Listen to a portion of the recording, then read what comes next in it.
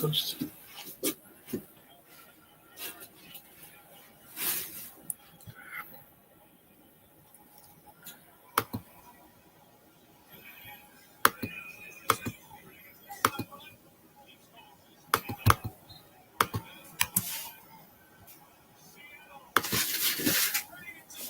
motherfuckers know why I'm going live.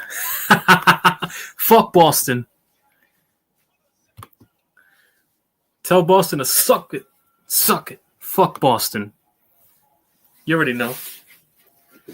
When it comes to Boston, we smoking that pack. I just got home from a Super Bowl party, but you already know I had to make this live afterwards.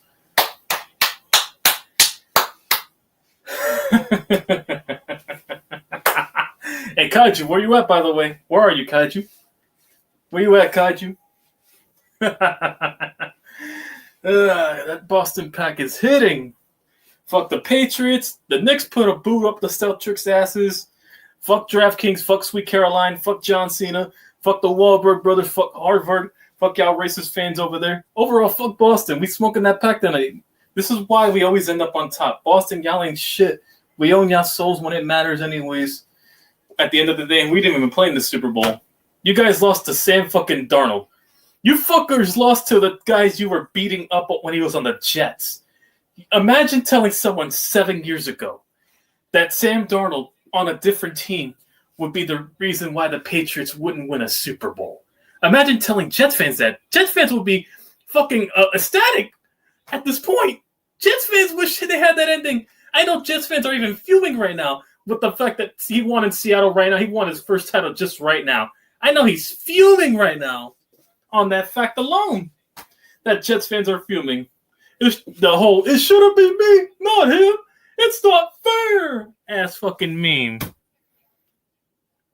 Oh, what's up, Jonah? Yeah, Max probably hurting. He's the only Patriots fan I feel bad for. After that, fuck New England, though. Kaiju was talking mad shit leading up to this fucking matchup. So, he got to take his come up, but now he's dodging us, too. So, I'm telling him to pull up right now on the Discord. He was talking mad shit about the dynasty. He was slurping Drake May all fucking week. This fucker was slurping Drake May all week just to play like fucking Boston.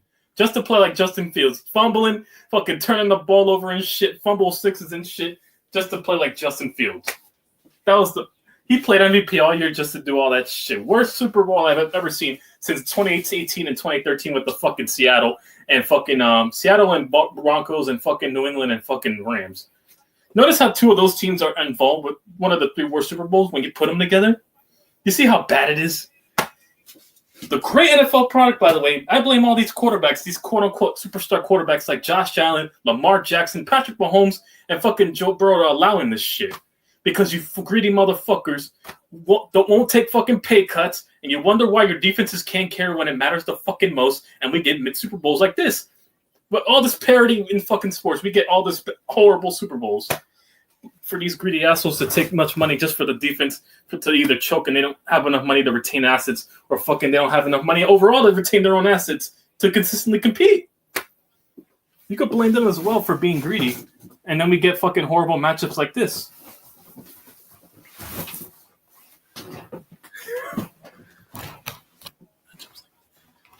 Second worst Super Bowl I've watched, and there's Jonah laughing.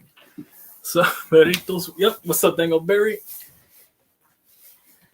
Hang on, I gotta connect these joints. But overall, fuck Boston. We did work on Boston today. It was a good day today. Shoo, I'm already full from that Super Bowl party. I don't gotta eat no more. That shit filled me up, no diddy. And I'm already having a good day already. Yeah, that's a fact. He should win the MVP. This should be the first time a fucking kicker wins MVP, in my opinion. Jason Myers, yeah. If they don't give him MVP and they give it to fucking Darnold. But realistically, it should be him or the fucking running back who should win MVP anyways. Or Kenneth Walker, one of the two. Also, shout out to 2X former Giants, Leonard Williams and fucking Julian Love. They put in the work today, this overall year, and also this game. So shout out to them. 2 ex-Giants that won it all. So I'm happy for them as well. So there's that. They're showing them right now. So, and I know Jets fans are fuming right now with Sam Darnold winning a title right now. Imagine telling someone, a Jets fan 7 years ago, that Sam Darnold would eventually 7 years later win a title. You would think it would be with them. They would think, oh, maybe the 7 years would be worth the suffering. But guess what? Fast forward 7 years later, it's not even with them, and their quarterback is bust and fails. Imagine that. and they had an old man at quarterback. They packed out that whole stadium on Monday night just to fucking tear his Achilles. That's how desperate they are. Well, it's just Seattle's second title. Yeah, exactly. I don't even care either way. We still got more titles than them anyways. As a Giants fan, from my perspective, we still got double the titles anyway, so I really didn't care. And plus, we own New England Soul in the big games, so I could have just went with that. Oh, damn. This is the worst Super Bowl I saw since the Bills getting killed in all three of them. Yeah, what's up, Kenny? Yeah, this game was ass. Also, shout out to Jackson Dart, by the way. You know, he's a rookie already getting Super Bowl commercials. So shout out to him, too. I also saw him on a commercial. So I'm proud of my rookie already getting a commercial already in the Super Bowl. But yep, 3X Giants if you count fucking Drew Lock winning a Super Bowl. And there's Leonard Williams showing off. Yep. A former Jet and a former Giant. Yep. Two they're showing is, yeah. Right. Both New York teams, or quote-unquote New Jersey teams. I enjoyed the halftime show more than the actual game. Hey, Green Day was performing. You had Bad Bunny doing this thing, so that's how bad you know it is when those shows are more entertaining. I was mostly, you already know my bias was digging with fucking Green Day, but, you know, Bad Bunny did his thing, too. I'm surprised they didn't pull up, you know, the SWAT teams on that part, but it is what it is. It would have been hilarious from Goodell, but whatever.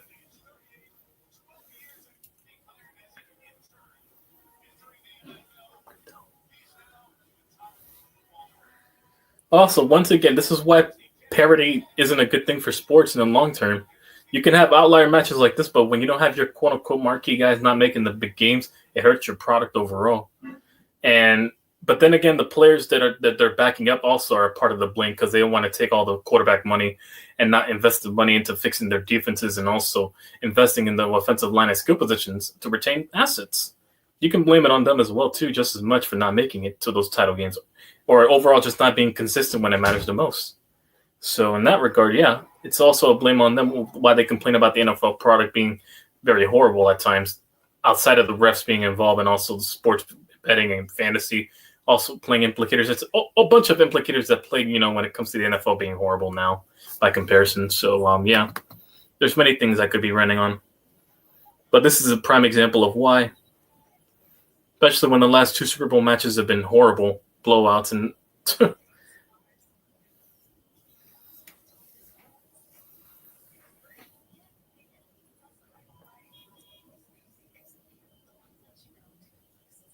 what's up, DST?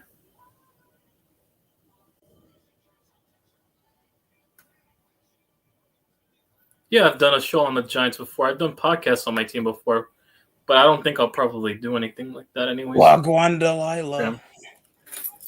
I'll probably have it on my IG, if anything, my mock drafts for my teams, if you want to pound there. Or on Twitter, I don't know. What's going on, guys? So, that happened, and Jets fans are in crippling alcoholicism than before. Hey, we saw the Celtics get spanked with Jose Alvarado. Grand Theft Alvarado 5, and pretty soon we'll change it to 6 when eventually, you know, the other game comes out, if it comes out. GTA 5, that's a good name for him. And what's up, John? Drake. Him slapped. Did all that MVP shit looking like busting fails in that whole game. Second most sacks in postseason history next to Joe Burrow. That man was looking like busting all game with the turnovers and shit. That was the most busting shit I've seen. He was either getting pressured. You didn't even see the top receiver was Mac Hollins around the second half. And where did Stephon Diggs go? Hey, listen, where was Stephon Diggs to? Your biggest game, you finally escaped. You escaped Josh Allen. You were bitching and complaining about Josh Allen being the reason you didn't go. You made the Super Bowl just to not get the fucking ball anyway, so ain't that a bitch? You whined when you had all-pro quarterbacks. You whined when you had Kirk Cousins. You made it with lesser quarterbacks, by the way. And you made it with an all-pro quarterback. Hola. Just to play. Hola. Yeah, what's up? Yeah, just for that all-pro quarterback to play like busted. Okay, so Sam Darnold is a Super Bowl champion. Don't tell Jets fans over that. Josh Allen, over Lamar Jackson, ladies and gentlemen. Yeah, the whole 2018 class. Over Okay. Josh Rosen. Quarterbacks. And Also- you want to know why? Because they had a complete team. It's that simple. Seattle had a Probably. whole overall complete team. The Defense dark was They side. champions. didn't have to do much. I've been telling you, Marcus defense was Lawrence played champions. outstanding. The pass rush Wells looked outstanding. The You zone see what blitzing- happens when because you don't had have to two- pay top dollar and you're able to implicate that money into getting top tier talent and retaining them? And YTC, people don't want to admit this because, of course, people are on that new Tom Brady dick sucking content. I'm sorry to say that, but it is like Blame these They quarterbacks, by the way. They're the no ones taking the legitimate money. competition this postseason. Blame these quarterbacks. It's the They had older no stuff. legitimate competition this postseason. They had a good run blocking, but not a good pass blocking lineman, especially over the right side. And you're seeing it when they're getting down. They're getting completely flattened on that right side. And then guess what Drake May has to do around the second half? I have he to had say to something. create his own plays. I have to say something. I want to say a few years ago, for those who don't know, there's a guy called Rumbo Sports, and I called Rumbo, and they were asking the question at the time: should the 49ers get Sam Darnold? This is before Brock Purdy was there, and I was telling a lot of people, Sam Darnold is not as bad as He played for the Jets. now. Correct me if I'm wrong. You know, I'm a West Coast guy, but the year he had who was there? That weird coach who Adam Gase. yeah. Adam Gase. He got a job for coaching 1 year with Peyton Manning. The nepotism he got for coaching 1 year. More than Stenson. The Jets that year were 7-9. Yeah. And Sam Darnold, if you look at those numbers that year, they were competent, but the team around them was ass. And so coaching, because his coaching sucked ass yet as well. So Without a bunch of 49er fans after I called and in the chat were like, hey Rubber, who was that guy who called saying Sam Darnold is pretty good? And so I have been vindicated. I've been vindicated. He's not as bad as most people believe he is. Now, he's not someone who people would say he's elite, but I've also been saying for the last 5.5 years is that you don't need a quarterback. And we saw Jalen Hurts, aka the Black Trent Dilfer, won a title. That's true, but too bad Spudgy's not there. But here's the point. Trent Dilford, Nick Foles. Here's the point. Brad Johnson. Here's the point. Joe Flacco. A lot of 49er fans are in the chat. Crazy Juice, Kenny. I said, and a lot of people call me a Jimmy G, like a sexual gobbler. And so I said, Jimmy Garoppolo, with the team around him, we're winning football games. Yes, his numbers are ass. He is ass. But for whatever the reason, we were winning a lot of football games. And a lot of 49er fans hated when anyone defended Jimmy. I never defended Jimmy. I just wanted to point out a fact. The 2002 Buccaneers, they did not have a Hall of Fame quarterback, but that quarterback has a ring. Now we have Sam Darnold who has a ring. All right. Trent Dilfer, a lot of people who are too young. The Ravens won a Super Bowl with Trent Dilfer as a quarterback. And so what's my point is that we have been spoiled in the last 15 years as the league has done this. In 2011, the league changed how you sack the quarterback, how you hold the receivers. Mm-hmm. They changed the way because they wanted to throw the ball more. And when they were pissed because Eli Manning was cooking them. That's why he was considered mid by them. And so the point of the matter is that the teams who have won Super Bowls, even when they had like a Patrick Mahomes and a Russell Wilson, and I can't even think about a Drew Brees, for example. Okay, Drew Brees was mid. You look at his career; he was mid. Now he had world crazy stats, but he was losing 3 years in a row. He was 7-1. Because his defense can't stop choke. He can't help but choke. It's simple. It was just Cameron Jordan, and they didn't have a good defense until like the mid to late 2010s. Yeah, and then when they did have it, the refs screwed them over. Because the Rams. Yeah. Defense will always win championships. We saw it today. Again, as a 49er fan, I hate saying this because they held them to 13 points, but realistically 6. 48. We saw it in Super Bowl 50. Also, defense wins championships. Literally, also, I know Mac Ultra. He's a good dude. I have a lot of respect for him. He's that team this year. And I don't want to sound kind of messed up, but I look at what they have done as fool's gold. As fool's gold. Look at who they played. Literally, they played an inconsistent quarterback. Stroud's looking inconsistent. Then they played the quarterback with their backup, Jared Stidham. Literally, their whole path. Even the path before that was even fraudulent. Seattle doesn't made it, and I hate to admit this, John Jay. Seattle had a more dominant run. They defeated their division rivals like 3 times out of the year. Hey, listen, Seattle had a more impressive run with the fact that they allowing the fewest points in the NFL with 17 points. They beat a young rising quarterback in Caleb Williams. They beat the MVP literally, and they made it. Yeah. Okay. In that regard. Now, if I could take a moment to be a little bit serious, one of the reasons why I hopped on quick because I was gonna hop on a little bit later. First of all, for those who don't know and they weren't there, DST, you did a live stream. Yes. And I was talking because, I ramble on and it's nothing personal, nothing against you. I understand. You're doing your thing.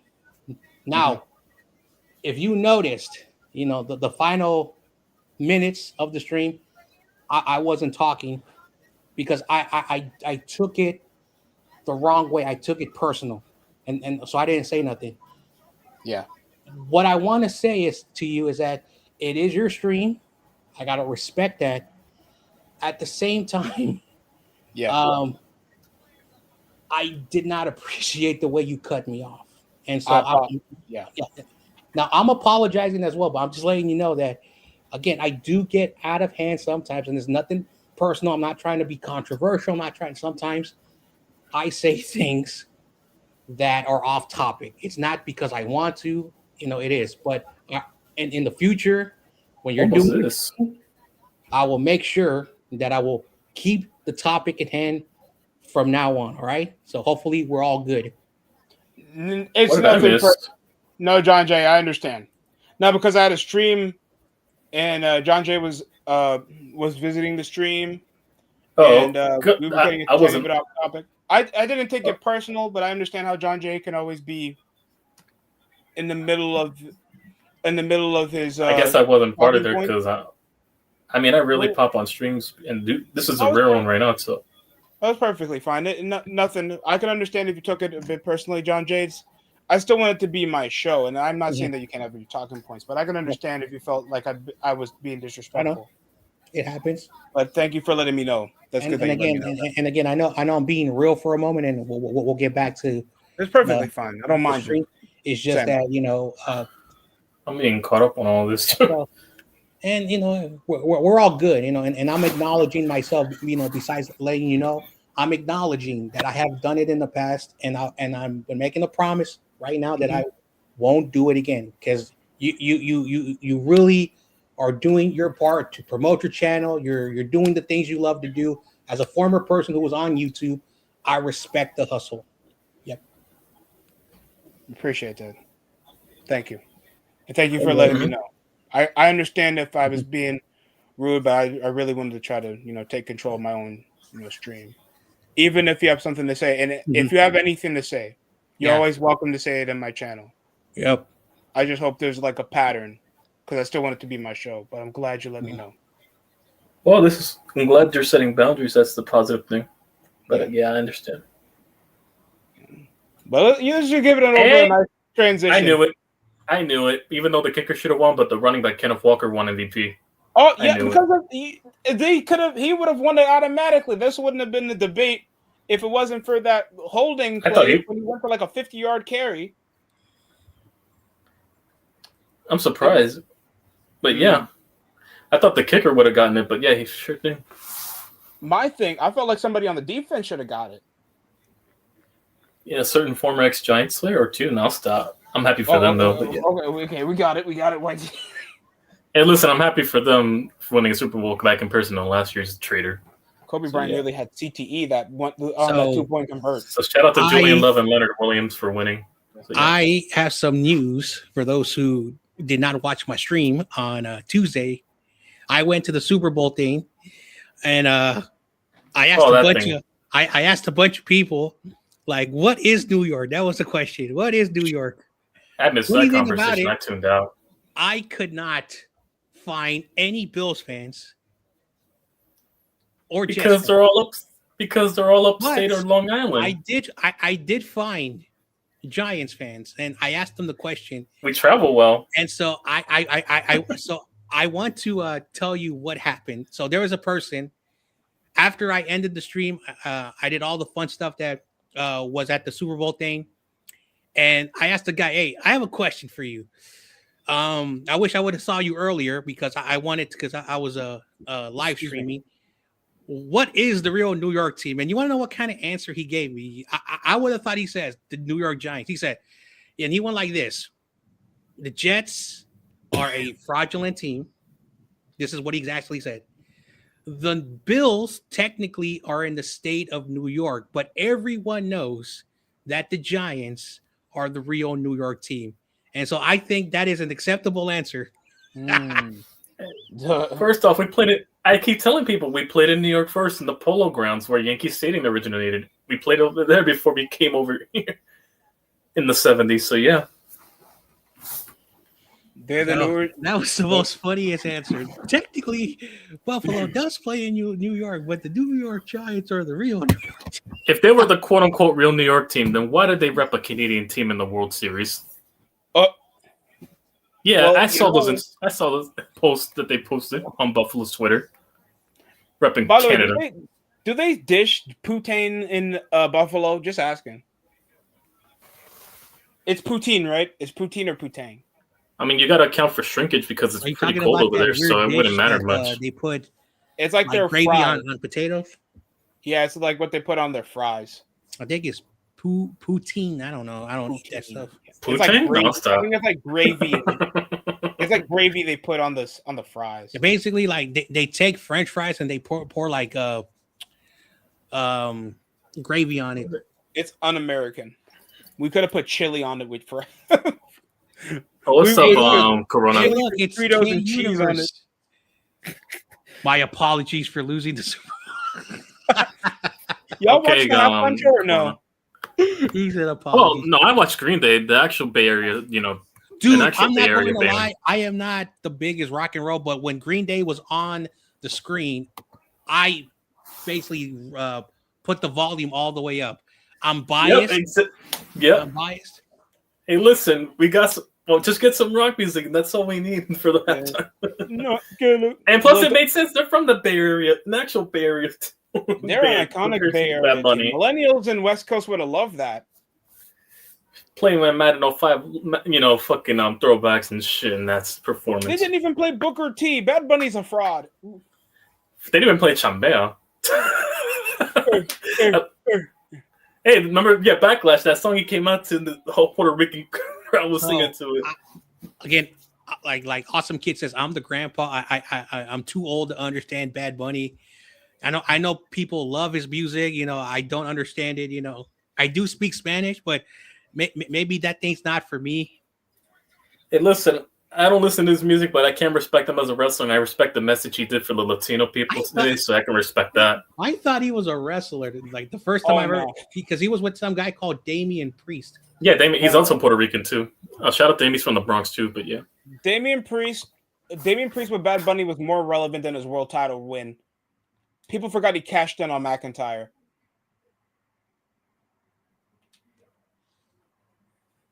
Oh my God! I think the best defensive player on that Patriots team. Could we give it to Rodriguez? I mean, no, Gonzalez. Yes, Christian Gonzalez.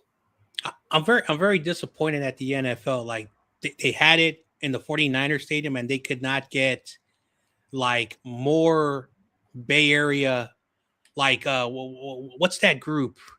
Metallica. Oh, that would have been. They're from the Bay Area. Metallica, Train. You could even gotten Train, but yeah, Metallica too. You know. I guess because Green Day, I think because Bad Bunny recently won a Grammy, they wanted to start. They wanted to star him. They wanted, and also the demographic of San Francisco. I guess they wanted to promote. I guess there's a heavy populace of Latino people, and I was having like serious conversation, and I try my best not to get controversial, but Apple, they've been hosting the Super Bowl halftime for I think about a decade now, but it hasn't been very big with Apple until like when they started the Super Bowl in Los Angeles, where Apple started to like work with the NFL and pull like the top artists. And so apparently Bad Bunny was at the top, number one, at the most downloads, the most searched on their platform. And so I was having like serious conversations with people. It's not that he's awful. It's not that, you know, he has certain opinions, which I'm not even going to, you know, touch that because, you know, it does get people very crazy. It's the influence he has on the demographic, really. But young people are really changing the NFL. It's not the fans who have been watching it for decades. It's young people. And so entertainment, all the stuff around the NFL is now like that promoter. It's a promotion like in boxing or in MMA. It promotes everything else. When I was at the Super Bowl experience, I saw so many tech companies promoting stuff, telling me to download apps. You know, I saw banks, I saw mortgage companies, you know, like, you know, oversaturated sponsors. Yeah. Oversaturation. Yeah. It's basically, that's what the NFL has become. They're basically like, you know, and Jed York had a wonderful interview where he actually said this, which really pissed me off. Once I took over the team, I was out of San Francisco. We needed a new stadium. At that point, once I took over the team, I was not thinking about building a stadium or finding a new location. No, I wanted out. And he was honest about it, which I've been saying for many, many years. Jed York never wanted to be here. Okay. And so that's why we have the stadium. And he said, my priority is to make sure the balance books of the 49ers are always positive. I'm always finding ways to invest my money and make more money. And whatever the product is on the field, if we're winning, if we're average, I'm okay. So you know what that means. Yeah. So this Super Bowl and contentment. What my owner said is talking about the direction of football. It's become so corporate that fans don't matter no more. That as long as their pocketbooks and their portfolios, and he talked about the $6 billion. He talks about the $6 billion that he got from private equity. And he also invested that money in 2 soccer teams, and he's thinking about even a 3rd soccer team. He wasn't talking about. Oh God, they're beating the WWE. Yeah, he's not even talking about like, oh, why are my players always injured? Why am I not worried that Kyle Shanahan can't go over? He's only talking about the money. During that 20-minute interview he had with some business insider. He Belichick not in the Hall of Fame, not my problem. Anyway, so I'm gonna just calm down. So my point is also not to mention. Oh, sorry. Yeah, I'm almost done. Bad Bunny, probably a good artist. He's probably for the young people, but as long as Jay-Z, I did not know this. I found this out today that Jay-Z is now an NFL music consultant. So get ready for awful music for years to come. And I'm not saying Jay-Z's bad. But when you look at the Super Bowl, he's not good at scouting talent. He's not good at scouting for talent, but he's good himself. But yeah. Anyway, I think Kanye. But anyways, that should tell you. That should tell you. Also, not to mention that you said they moved to the Santa Clara. You know what that means? The demographic they want attending at their games to fill their pockets. It's the same thing with TKO with wrestling. Look at how they made the WrestleMania prices. It's clear, obvious who they want attending at their events. I'm paying my mortgage and my student loan fee to have nosebleeds in Saudi Arabia. They want all these tourists to come over, especially the influencers. It's basically Sports Coachella at this point, just so you can brag to your friends that you were there. Well, newsflash, I was there too before you assholes went corporate anyways. So what's the fucking difference? I know, because everyone was talking about that $3,800 is affordable for sports fans. $3,800 to buy a ticket to go watch the Super Bowl. What? You are on something. Also, WrestleMania too. WrestleMania. You're paying $6,000 for nosebleeds, John Jay, in Riyadh. Well, of course. Overseas, not to mention on top of that, you're traveling overseas just to go. Not to mention the cost as well afterwards. You're gonna go overseas, pay a mortgage to see women dressed like Power Rangers. For 2 nights, you're gonna pay a second mortgage to watch Jey Uso yeet in front of my kids. Just for something you could get on Raw anyways, but glorified with fucking props. That's what. Oh my goodness, man! WrestleMania is gonna suck, bro. I'd rather we go back to arenas. Hey, listen, they haven't gone to an arena since 2006, I think. Yeah, since Chicago. I think that was the last time they went to an arena. And you think WWE can sell out YTC? Why you think they don't do the wide cam anymore whenever they go to these stupid baseball stadiums? Hey, they had no problem selling out for Madison Square Garden, even. They had no problem selling out YTC. My tarp company is in the positive. Oh my god. My tarp company have never been so positive in profit because WWE can't draw. Yeah, because they want them to pay off their UFC debt now. Just their $3 billion of debt they owe. Also, not to mention they report to ESPN, and guess who owns ESPN, and eventually through them owns WWE. ESPN doesn't even rate. I remember when ESPN rated WrestlePalooza, their first pay-per-view of the ESPN app, and guess what happened? You know what ESPN rated them? What? A C-. That's generous. So your partners are like, I can go about watching my show. Well, I got work. Why am I watching the second night of WrestleMania? Only one should be enough. He's not even in front of his people. That man's Syrian, and they have a beef with Syrians over there. So go figure. Wait, no, John Cena. Why am I here? What they're gonna drag the Undertaker off his wheelchair to WrestleMania? Oh god, we'll see Goldberg again face off against Dominic Mysterio.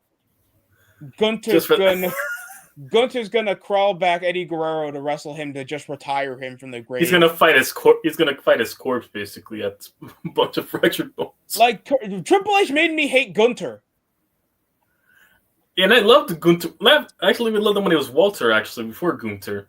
I miss him when he was fat. I miss when he was Walter. Yeah. And now he comes around trying to mock John Cena. No one cares. Here's the thing. This man, he tried to copy Randy Orton too, man. The fucking Legend Killer arc as well. Retiring those two. And Unreal, like John Jay, I know back in the day you probably used to like wrestling because you believed it.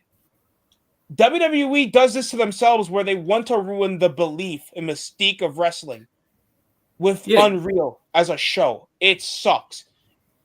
Mm-hmm. And like, hey, LA Knight, I never liked that guy. Triple H. So why do you even have him there? If you don't like him so much. Because it makes Seth Rollins look good when he beats him. Because I love Seth Rollins. He reminds me of me. Mm-hmm. Well, because nobody liked Triple H. I thought you meant Tommaso Ciampa. Oh wait, you released him.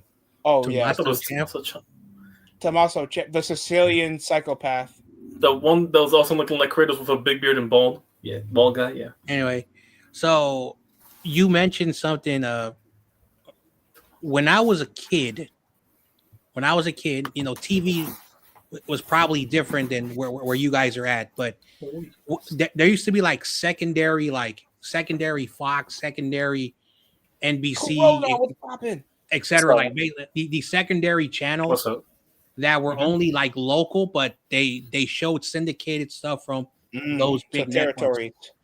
And so in 1996, my older brother, who is a bigger wrestling fan than I am, we saw like this like a pre-show that was with Velocity or Heat?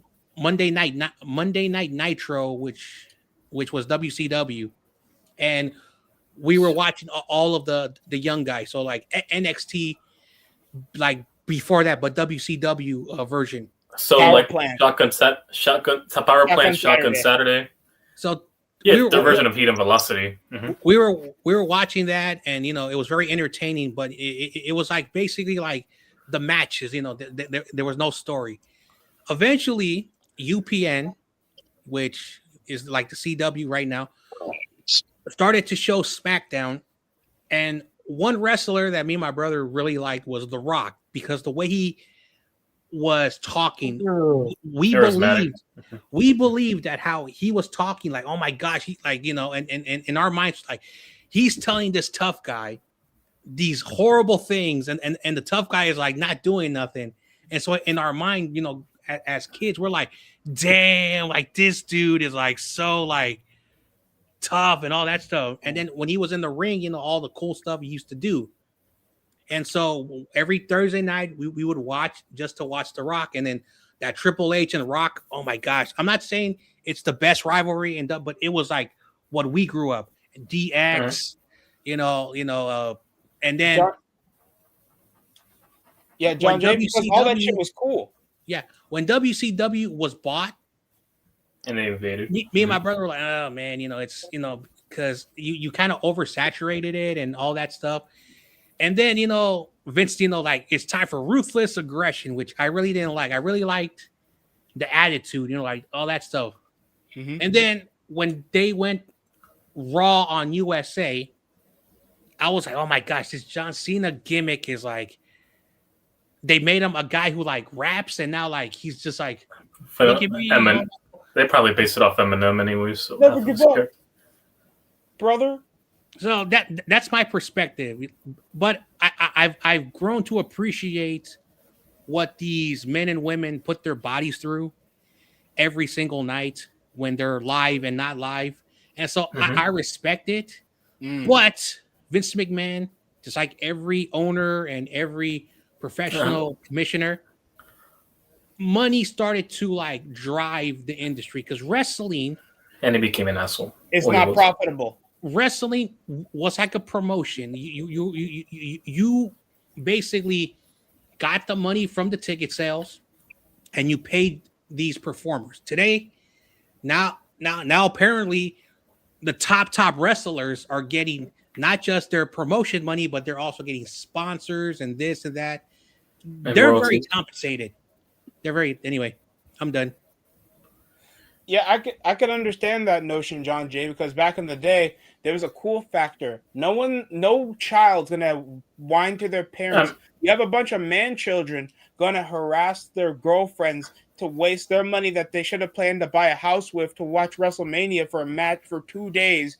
2 days for a buy one get one free to Riyadh, Saudi Arabia, for people that they know are not cool. Nobody wants to see a 5'5" Irishman wearing blackface drop kicking people. That hasn't been relevant since 2016. No one cares about Jey Uso being drunk off his ass, disrespecting the Samoan name in WWE, yeeting all over the place, pretending like he's 25 and not 40. And he also stole a catchphrase from 10 years ago and made it his personality. WWE should not be CM Punk pushing 50, trying to pretend that he can match up with guys at their 20s. What's up, Corona? I didn't see you there. What's up, Corona? Yeah. What's up, guys? How you guys doing? What's up, Corona? What's going on, man? Were you refereeing today's game? Just got home from a Super Bowl party. I did so too. That's why I started the stream. Yeah, I got home from one too. I won my wife won the first quarter. I won the second. I need the Patriots score that last touchdown, so I won the last quarter, man. Well, they did score. It was a touchdown. I need them to score 20. Oh, 20. Come on. No, they weren't scoring 20. I knew they were going to be under 20. Yeah, no, I need to score 20 so I could win the square. Nah, they weren't going to do that, John. Corona, you should have stuck it at like 17, 14. No, I couldn't do the numbers. It was the number my numbers from the squares. Yeah, I know. But yeah, this is before wrestling unionized. I won $50. I won $50 at least. Yeah. Mostly for healthcare, yeah, that's why. We got to go with Triple H. And I'm going to say this honestly about Triple H. I've grown up with almost every era except probably the Attitude Era because I'm too young to remember much of the Attitude Era. But I grew up when Triple H was supposed to be the main guy back in the Ruthless Aggression era. Back when it was the Reign of Terror. And I grew up past the Reign of Terror just after Batista defeated him. Hey, your Giants guy won the Super Bowl, huh, with the Seahawks? Yeah, he did. I'm happy for him. But yeah, I was watching after Batista dethroned him, and he started mellowing out. He was beefing with Ric Flair, I think, at the time. He started getting a handlebar mustache. He started making Stephanie peg him, and then it was because he was off the juice because he was, I think fucked up fertility measures. Yeah, he was trying to conceive and he had his 2 daughters around the time. Yeah, that year. So yeah. Hey, did Sam Darnold win the MVP or no? It was the running back. The running back. Oh wow. But yeah, he was off his juicing, so that's why he was looking chubby that time. So yeah, in 06. Like Crazy Juice said, the kicker should have got the MVP. He did score the most points. It's fair. I understand. I would have given it to the kicker. Triple H is the guy that always worked with the guy that made the most money. I mean, he's called the cerebral assassin for a reason. I mean, I guess it's just more than just a character. I'm the star. So you're not the star. So fuck you, LA Knight. So I watch a lot of Tubi because I'm too cheap to get Netflix. Anyway, I started watching WWE Rivals, which is produced by A&E, and I kind of like the series. I'm not saying it's really good, but for any WWE free series, Tubi has a lot of great content. But I went straight to like season 3 to watch The Rock and Triple H. And one thing that both wrestlers admit is that Triple H, you take away The Rock, and Triple H would have been probably like larger than life. You take away Triple H, and The Rock would have been probably even way bigger than Hulk Hogan, etc. Because those 2 men were in the same era, and only one of them could be at the top. And Vince McMahon, also not to mention Stone Cold as well. Yeah, Vince McMahon had a huge problem when he was trying to help out Triple H. The Rock was always pushed at the top. Every time he would help Triple H for whatever the reason, Rock would always be pushed to the top. Stone Cold said something very interesting. He's like, I thought I was going to have rivals with Triple H, but this guy Rock out of nowhere just was really good. Not just that, John. Also, before you finish, also not to mention the curtain call. Also, they punished Triple H because those 2 other guys left and they couldn't punish Shawn Michaels. So they also put him in the back burner, in plan. So that's why they didn't get enough Stone Cold and Triple H. YTC. Why would they? No, because Shawn had back problems too. He also left the company, I think, afterwards when he had the back problem. So they punished the only guy left, Triple H. Yeah. When he left, that's the only person because he was making the most money. Yeah. So here's the point of that great episode, and of course they have all the rivalries of WWE history. But one thing The Rock said in that episode, he's like, one thing that no wrestler, not even him, Triple H knows how to wrestle. Triple H knows how to do promos. Triple H knows how to make matches. The creative brain of, and that's why he's running WWE. Even before he was like what he is right now, every wrestler and even The Rock said, this guy may not have had the face, the look, the career that, Stone Cold, The Rock, Hulk Hogan, John Cena. One of the reasons why is that there was just so much talent, and The Rock, for whatever the reason, say The Rock, would have like started like in 2005 or much earlier, and Triple H would have dominated that 96 to like 2005, it would have been Triple H's era. It's just that, and that's why that rivalry people talk about it versus any other great rivalry is because these two men were meant for the top. And unfortunately, Vince McMahon was like, Hollywood, the outside WWE. Mm-hmm. Outside WWE, Rock sold things. And Vince McMahon was like, I'm making money. And so he basically said, and also Austin walked out the company too at the time. And Austin walked out the company, and then guess what? Also, Brock Lesnar left afterwards. John Jay, also Brock Lesnar. Hey, who you think is gonna win in WrestleMania? CM Punk or Roman? Roman Reigns. Roman. So there's no shot. That was Ryan Reynolds' first movie, by the way. Ironically, when he fought Triple H in that movie, I remember that. So, what's up, Kenny? Overall, like that series really opened up my eyes. Is like, and that's why Rock and Triple H were like the titles were always switching. in that rivalry. Yeah, because Austin got hurt, so it was basically just those two. And of course, like Stone Cold, like unfortunately, his career could have also been much better, but the neck injuries. Mm-hmm. This goes back to like, is wrestling real? Is it fake? The injuries are not fake. The injuries are not. No, the neck injuries, real. Yeah. I really did beat Deborah. What? It also started with Owen Hart when he did the pile driver on him, I think, in '97 or something like that. Yeah. Owen Hart would have. And that's what started the neck injuries. Kenny, what do you think about the Super Bowl? Seahawks won in our stadium. The Dream doesn't remember that game. Don't worry, Corona. Rudy texted me after the game saying that, we lost on purpose so we could win it back in Los Angeles. John Jay, they're going to LA? Yeah, like we're gonna beat them in week 1 in Australia. John Jay, I understand it's bittersweet, but look, put this in perspective. Sam Darnold was a Jets quarterback. It was boring. That's like Lil also, N Kenny, did Shador becoming COO of the company. Also, Kenny, did Shador get a commercial in the Super Bowl? I know who's a quarterback who did in the rookie class. That DEI Pro Bowler. Look, the only way Shador made that was because nobody else was available. You know what? He can have the Pro Bowl. My quarterback made a rookie commercial already, and he's a rookie already. DEI Pro Bowl where we're playing two-hand touch flag football. I'll take the. Wow. I'll take the commercial. I'm sorry for being harsh. That's real. Cooper Kupp got his second championship. That's a real Pro Bowl. I saw Joe Flacco. Well, yeah, with the ops too, both divisional rivals, he got those rings. Right. Joe Flacco was a Cleveland Brown. The opening of the season. I can't wait to next year. Snoop Dogg and Ice Cube next year halftime show.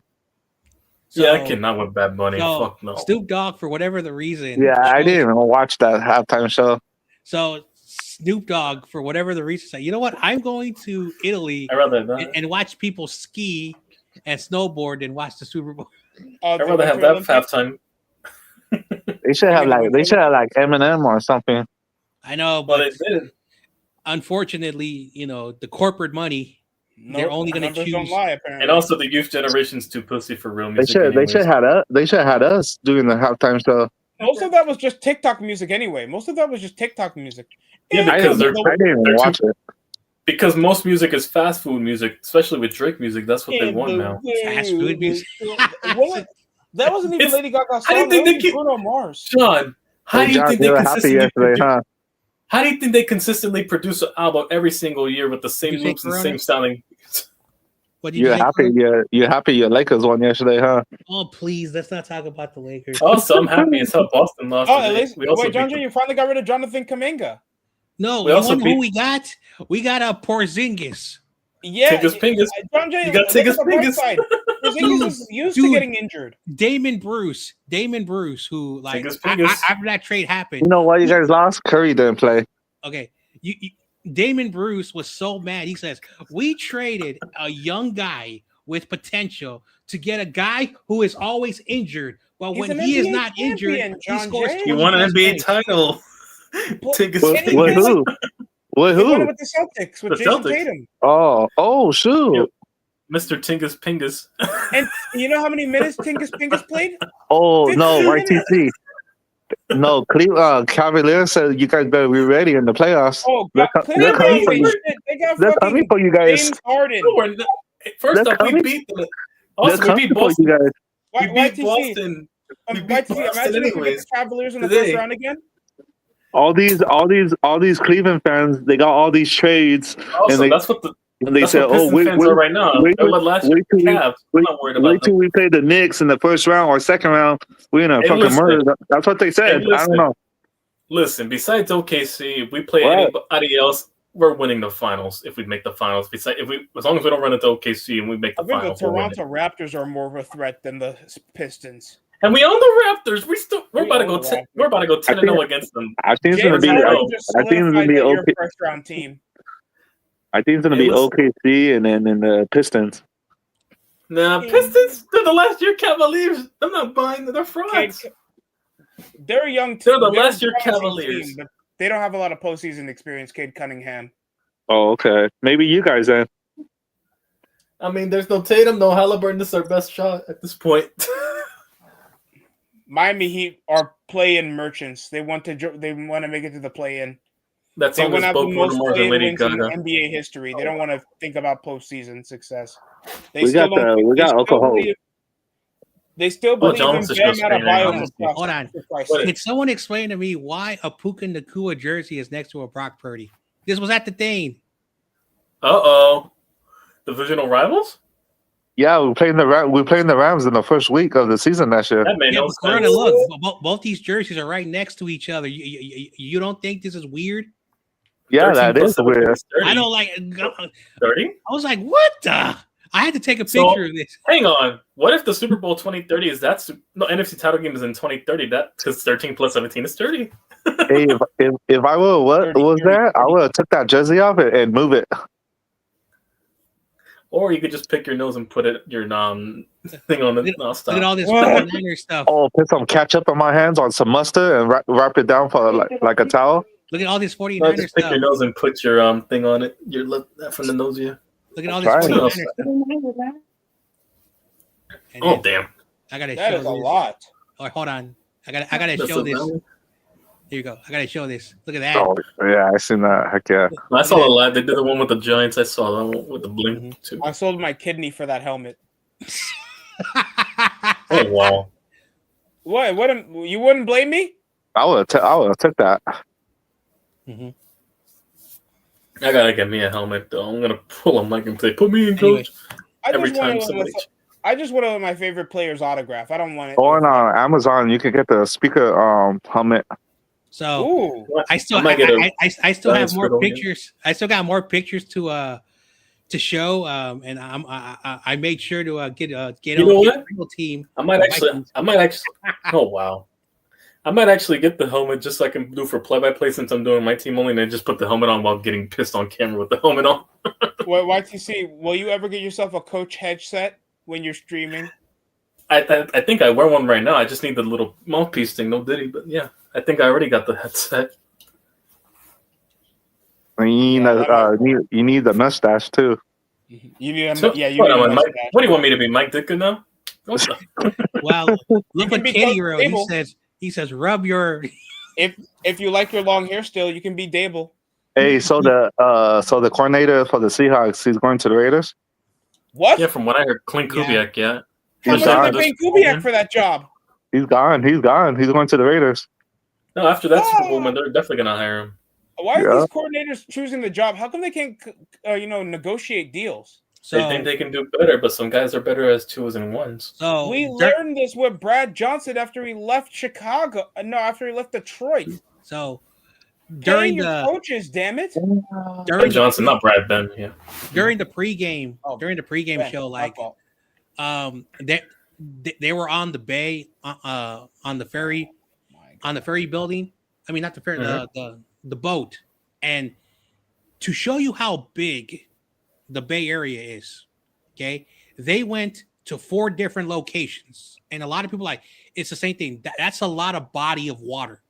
Then they made it to the Giant Stadium. I don't know if Corona saw it, but they showed the port walk, that back walk, where a lot of people see the ball bounce on that thing, and then it goes into the water.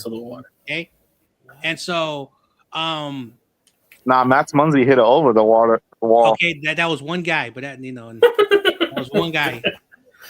So, yeah, and so No, Tawny's gonna do it this year though. He was sleeping with the fishes. That's what he was doing. Yeah. I can't wait till July to go to that game. You know who's gonna do it this year? Kyle Tucker's gonna do it this year. Watch. Oh hell no! Hell yeah! I'm trying to go to that game in July. Play them in Yankee Stadium, the Dodgers. You guys gonna get smoked like you do in the World Series. Damn. Nah, we're gonna give our revenge. We gotta. Toronto fans say you guys better be ready because they're smoking you guys. Man, we ain't smoking them again. They had 1 year. They fucked it up. Their one chance, and we're gonna get them back next year anyways. No. Not Toronto fans. Boston. We're not scared of Boston either. We own them too. Jalen Green has no left hand. Why do we care? We own the whole city of Boston. The Knicks put a foot up their ass, and the fucking Celtics. And now you guys beat the Nuggets too the other night too, huh? Yeah, I showed Gavin too. You know, he didn't reply. No, they cheated. The refs cheated. We blew them up. We beat them too. Jokic had a sore throat. Man, we own them. We own their souls. When was the last time they beat us? I like Gavin. I don't know why he has issues. Wait, didn't Liverpool lose to Man City this week? Ha! You guys are fraud. Well, remember, your best player is a Hungarian. But remember, Gavin says if you like any other Premier League teams, you're all fair weather. Oh no, John Zay, I got a message for you. Oh no. Rudy said he's gonna put a Rams jersey on you. No, he's not. Oh wow. Michael has a better chance to get everything with Stone Cold Stunner than Rudy putting on it. No, he doesn't live in Riverside. He lives on. Oh yeah, you told me he moved. Yeah, he moved. We supposed to meet up. He said he's gonna put you in the jersey. He said that if they were in the Super Bowl, he wanted to meet me. I said, all right, you better buy a ticket for the fan thing. Wait, his team lost.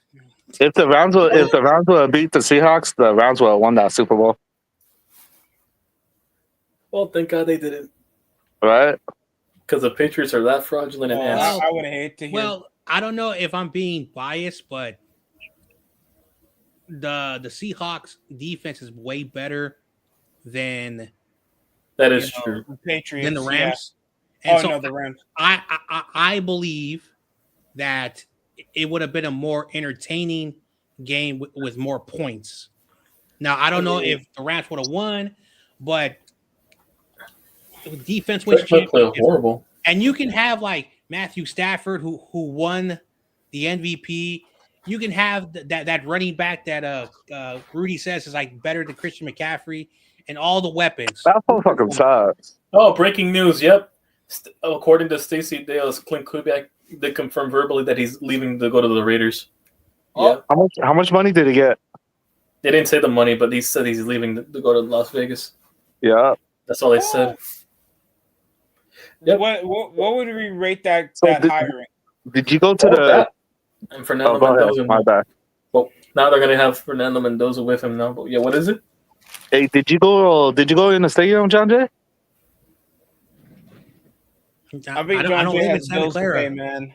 Oh, you went in there? No, I don't live in Santa Clara. I went to the fan thing. It was a convention. Yeah. Oh. He lives when there's a culture. Also, like, I don't know if McNiner heard me. I saw every team, but I did not see a Rams fan. No, Rudy said it was a bunch of Rams fans over there. So, did you see any NFL players? I saw what's his name, Spongy, the former center that they had in Philadelphia. Kelsey. Oh, yeah, I wanted to go over there, but there was a big mob of people who wanted to see him for some reason, and so security had to like protect them. And I was like 50 yards away, but there was like over 100 people in front of me, so I couldn't go up to him and troll him because I wanted to do that. I wanted to do that. I was about to record it, but then they put him into a room where they were having the Pro Bowl because the Pro Bowl was in the same building. Oh, the problem was everybody wanted to go in there that it got filled up so quickly. And so people who were in there watching the flag football game, they would have left, they would not have been able to get back in there. So a lot of people just went in there to watch the boring flag football game so they could watch the game because nobody wanted give up because it was free to go in there. Then, so you mean to tell me the corpse of Cam Newton? You mean the corpse of Cam Newton going against Michael Vick, who's been out of the league, is much better than the Super Bowl? Isn't Cam Newton scared of having female friends? YTC. I mean, I could find that. I mean, I could find that believable because he has trouble, keeping the balls intact, not fumbling it. YTC, what happened to Montez Ford? What? Breaking news. What? Look at Montez Ford right now. Oh my! What happened now? He let himself go. Or he got Deebo Samuel. Oh yeah, Deebo's coming back to the Niners. From what I heard. Make sure he drops the weight. But Corona, you just ruined my day. Corona. So make sure he drops the weight. Anyway, what was I gonna say? I'll take him back. Hell yeah, I take him back. Crazy Jew says breaking news: a meteor hit Levi Stadium. That's not true. Will you take Deebo back, John Jay? Oh, yeah. I saw that. Man, that beer belly. Oh my God, I see it now. That's that beer belly. Damn. What happened? Did Bianca Belair divorce him or something? So a podcaster or a podcast influencer. So I can't even say a straight face. A influencer who has a podcast on YouTube did a podcast about Cam Newton, saying men and women can't be friends. This is a question that will always be asked forever. Is it possible? The short answer is no, but it only works if the person likes the other person. That's the problem. And so people can have platonic friends because it happens a lot because not everyone likes, like everyone. Yeah, you're not supposed to be attracted to every single woman you see. You can't be attracted to your Everyone homie. has a type. Everyone has a type. So just because you put a man and a woman together doesn't mean they're gonna fall in love. And I understand what Cam Newton is talking about. Like biology. That of course, Cam. Of course. No, you know what, John Jay? You know why Cam Newton says that? Because he's an NFL player. He never had a good positive opinion about women. Respectfully, that guy has a perspective of his interaction with women since he's been a college superstar to the time he was a Pro Bowler. Yeah, because his interaction with women is different from what a regular person would consider. Yeah, instead of getting constant women, going after you for your money anyways, by comparison to who you actually are. Hey, look, it's the Vikings fan. I'm just playing. So he has like very less trust issues than you and me. Oh. Where it'd be a bit. This is why I value connection. Because they get the value. I give you your flowers, all right? You want some flowers? No, he won the pick'ems.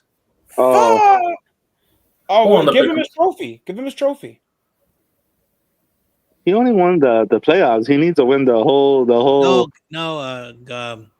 There's two. Oh yeah. Yeah. So you have the regular season. Don won, and then the playoffs. You don't get one. Oh shoot! Who did you take? Get on kid, the Seahawks or the Patriots? He took the Seahawks. I don't know. I'm not sure. I was that late. I think I was late. Anybody thought a 2-year quarterback with not an All-Pro season? I knew Seattle was a complete team and doing. I had the Seahawks Patriots at first when I switched my pick. And Darnold is a more tenured quarterback, so anybody picking Drake May was just believing in the hype way too much. He was due for a bad performance like that after playing MVP all year long. The only reason why you guys support the Patriots was his only loss was the Broncos. It was in spite of Tom Brady. To a backup quarterback, he almost lost to. Yeah. Drake May got to stop relying on his legs and get better reads out there. His only loss was the Broncos and Bills. Mm-hmm. Mm-hmm. So he was 13-1? Yeah. Oh, he took Seattle. Crazy Juice said he picked Seattle. I picked Seattle too. I didn't keep track, but so it is. I put him to pick him on the playoffs. I think I was like 8-5. Imagine if this football game ended with no touchdowns. It would have been God. It would have been, I think, the first ever Super Bowl without a touchdown. No, just all field goals. It would have been 19-0 game. We're watching ACC football. I needed that. I needed that one too. I would won. 12-0. A lot of bettors were getting very nervous. Oh my gosh! I don't know why I set out 10 touchdowns. Well, whoever took the under won the lot for sure. Oh God, I'd rather watch an ACC championship game. Yeah, the final thing was. Well, what was the under? Under what? Under 47. Oh, yeah, it was 42. Yeah, it was 42. Mm-hmm. Oh man. Yeah. A Taylor Swift album would have been burned out, man. I've been work. I've been there. I did 5 games yesterday. I had to wake up at 2:15 in the morning, be there at 4 in the morning. Jesus Christ! I'm operating off 5 hours of sleep right now too. I did this today at least because game at 7:45 in the morning. Your time? What? So that's like 10 where I'm at. Who the hell plays a 7:45 in the morning baseball game? Circuit. Yeah, who does? Travel ball. Circuit games for tournaments. That early though, for a tournament, you could just do it in the afternoon. No, my first game was at 7:45. My second game was at 9:15. My third game was at 12:30, I think. Yeah, they had you out, and I hope you were caffeinated. They had you out there. Yeah, Corona. That's being an endangered servant. Where my ancestors are from. First of all, I don't know what league you're coaching, but that's stupid. Number 2, travel ball, which is regulated by a national organization across the United States. No game is supposed to start before the hours of 9 o'clock. So you can start, early games, but you cannot start a game before a certain time. And these are regulations. Okay. So that's the thing. And so when you do travel ball, you need locations with multiple fields because you're having a lot of games. The teams that lose go home. The teams that stay there. And then slowly, as the day goes on, teams get eliminated. And then the last 2 games are at the 7 o'clock, 8 o'clock hour. And games are usually done before 10:45. No, it was only 5 teams for 10 youth. So, yeah, that's just ridiculous. That is ridiculous. My roommate had to drop me off at 4 in the morning. He had to be at work at 5. So yeah, that's why I have to be there early. I was there 4 hours early. Laying down on the bench. North Dakota is leaving Division 2 and they're joining Division 1. Hey. Also, I want to get this out there, Sponge. Why is your offensive line coach retiring already? This overpay for quarterbacks, right, John Jay? Yep. Yeah. You see, Lance, it's worth it. You were worth it. Really? No. Never again. He fucking sucked. Lance. Also, I want to know if Spudgy's listening to this. Why is your offensive line coach retiring already? Trey Lance is like the Deion Waiters of the NFL. So I have some breaking news. So for those who don't follow college, 5 oh my God. Mountain West schools in July will join this new Pac-12. Ooh. The Mountain West has made Hawaii a full member, so now their non-football programs will be playing games. So their athletic program has to deal with the travel because Hawaii is an island in the Pacific Ocean. Okay? So they're leaving the California Division II conference for their other sports to join a Division I.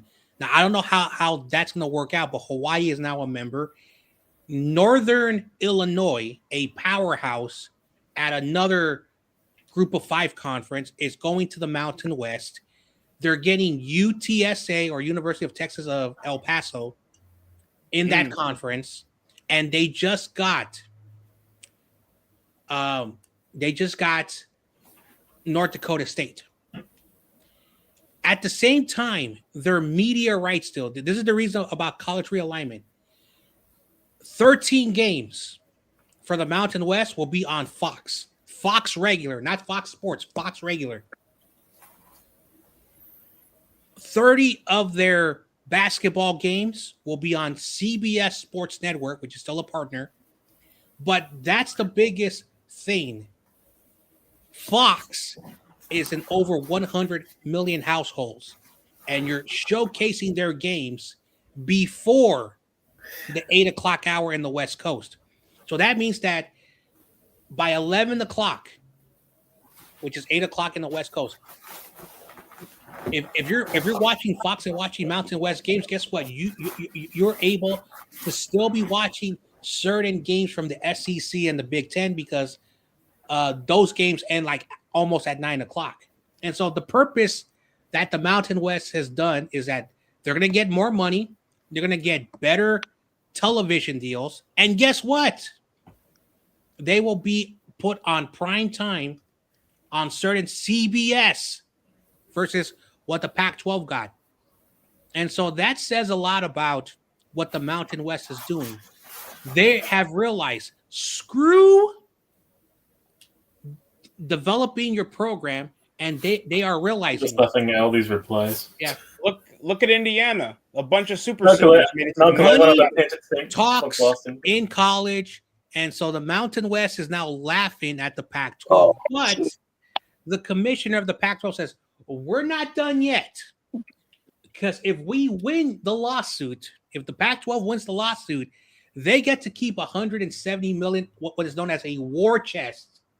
So they're like, you can have the best TV deal, but if you guys cannot prove that you're extorting our conference and the judge throws it out, they don't have to worry about media rights because 172 million of war chest money to the Pac-12 will entice bigger programs to join the Pac-12. That's why this Mountain West and Pac-12 story will continue to battle on, because they think, oh, we got better exposure, better money, better TV deal.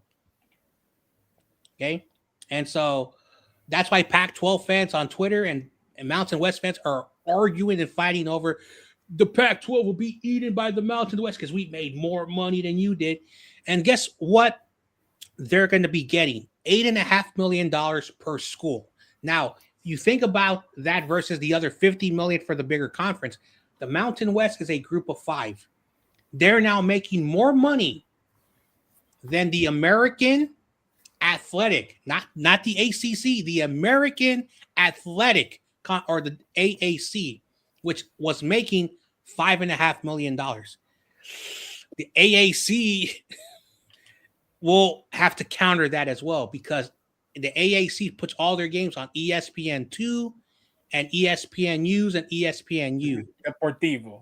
Yeah, so it really shows you that these conferences are looking at the money that's being thrown at it, and these commissioners are like, we don't want to get eaten up like the Pac-12, so we need to get money, because every school is now like, well, if you're not going to pay us the money, we're going to leave. So basically, schools are now extorting conferences. That's why college football will always be in the news, because I know people only talk about pro sports. College is better to grow a channel if you want to be a consistent content. College, because college football fans are worse than especially during a smaller market.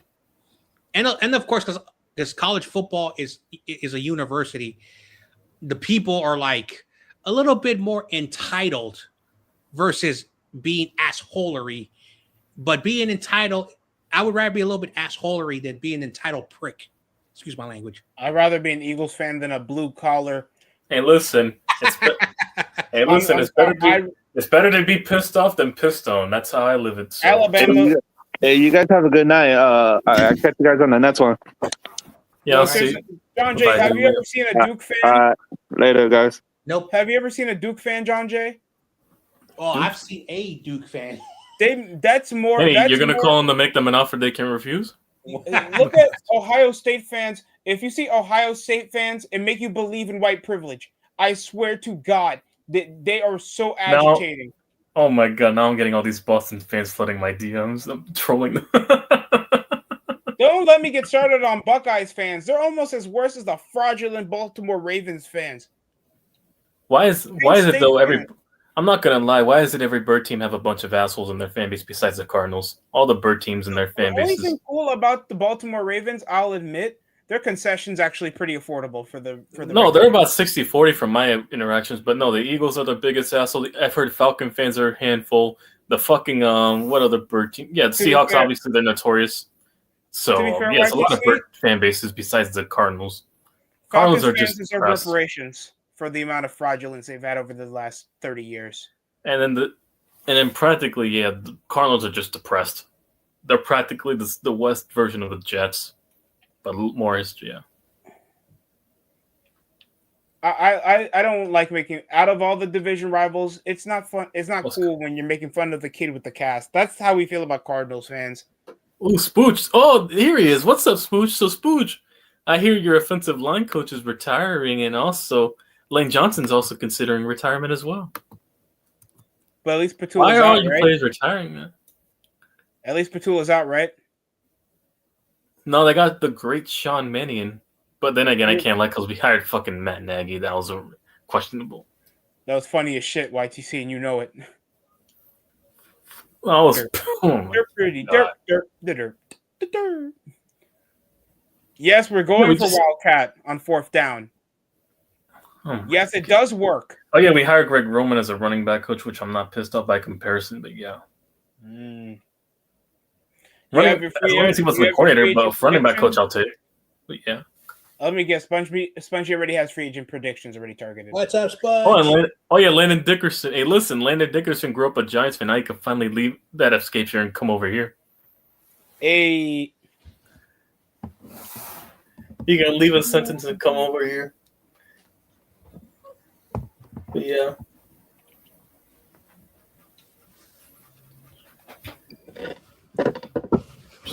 Spongy started drinking. Yeah, I wanted him in draft night too, but they got him. But yeah. Did you say you guys have Greg Roman? Yeah. Yeah, running back coach. We signed him as a running back coach now. He's back with Harbaugh. I will say this. When it comes to Greg Roman, the run game will be very efficient, and the offensive line will be run heavy. Good. We have 2 backs to run the ball with. I think that's the Achilles heel because which Racing Scatterboo, that's all we need. Patriots, all they need is to pick up one all-pro guard, and they could probably make another run. Also, we're trying to get Linderbaum from what I heard from the former. Yeah, the Ravens don't resign him. Trying to get him, so yeah. Don't forget Falele. Levi. No, what do you mean? The Polynesian Evan Neal? Hell no. Yeah, oh God. well, hey, Levi's like, hey, you got you can go with the Giants. Hey, we'll get Isaiah. Hey, I'll take Isaiah Likely and fucking the center. That's it. After that, no one. How long until Kyle Pitts' contract is out? Didn't they resign him or something? Or they extended him? No. No, he's thinking about retirement. Landon Dickerson too? Well, damn. So I'm going to stay a Falcon forever? Aren't you happy? He was drafted. He was drafted in 2001. Damn. So he was given a rookie contract. So I don't know if they gave him a 5th-year option because he's been in the league for 5 years. Hypothetically, he would have gotten an extension after the 2024 season, but if they gave him the 5th-year option because he was a first-round pick and the Falcons did not sign him, he's technically, and again, I could be wrong. Someone has to look this up. He could be a free agent. He might already have a deal, depending on what they did in 2024. Mm-hmm. It could be because Kyle Pitts is not even the 5th highest paid on the team. It's AJ Terrell and Jesse Bates with Chris Landman and Jake Matthews. Other than that, Kirk Cousins still has a $24 million cap hit. The fucking dumb contract by the Falcons after getting. Who knows YTC? He could probably be get for you. Will anybody trade for Bijan Robinson? I would say for Dak Prescott, I'd trade him to the Falcons. Fuck it. I'm just focused on resigning Wando, and after that, we'll go from there. That's the first guy I want to resign. Watch you guys get Stephon Diggs. I'll be pissed if that happens. Why do we need another dealer receiver? You'll get a Brandon Marshall. And also, not to mention Malik Neighbors, those two Eagles, they're not going to work in the same receiving core. Pitts in March will be a free agent because he does not have a contract. They'll push for a max on an offensive peak when they don't have a quarterback in place. They're not going to gamble another season to Michael Penix. So, a few years ago, when not looking great for Penix so far. When we traded to get Trey Lance, I said that you get the best player available, and the offensive line player the Lions picked up. I forgot his name. Was the best. Lions? Yeah, and Kyle Pitts. Penix. But when you're mortgaging your future, which let's go back to the Kyle Shanahan interview. I mean, the Jed York interview. The guy asked him, in hindsight, looking back at what you did versus Brock Purdy, would you still have traded up to get Trey Lance? And Jed York was like, we made a decision that I will let Kyle and John build the roster, but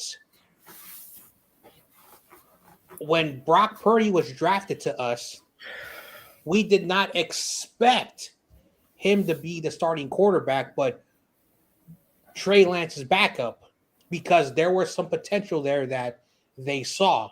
Sure, you're lucky and when you Trey struck Lance on got hurt and Jimmy Garoppolo got hurt and Brock Purdy went in there, Jed was very skeptical. He's like, but I will trust what Kyle and John do in the scout process.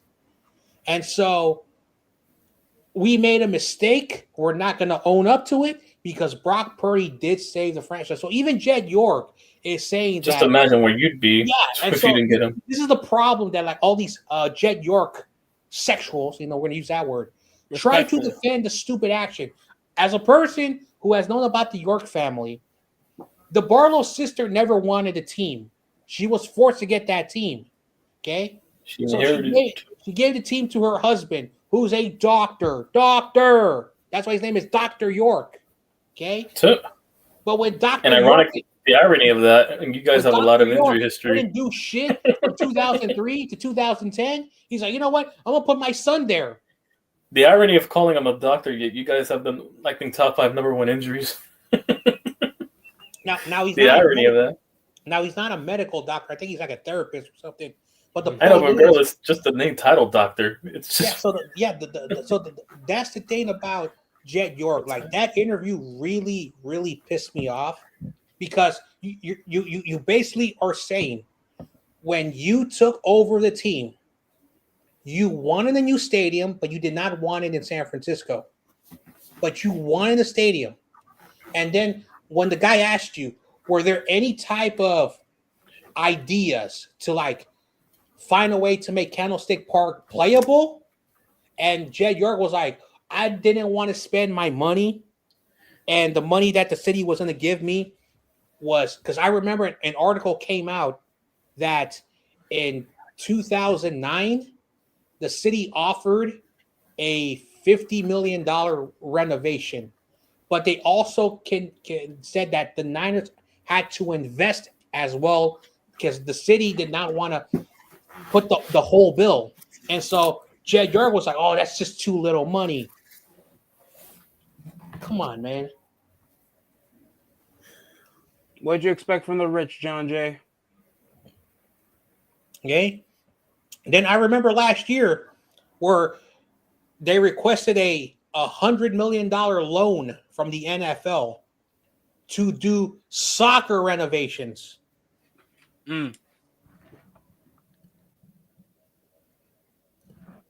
So, yeah, it is what it is. Like, my fan base can be however they want. I'm tired of leadership, the way they look at what the football team is. Don't look at the football team as a portfolio and then use the team to build businesses around it. Because he said, my grandfather, my uncle's dad was a real estate guy.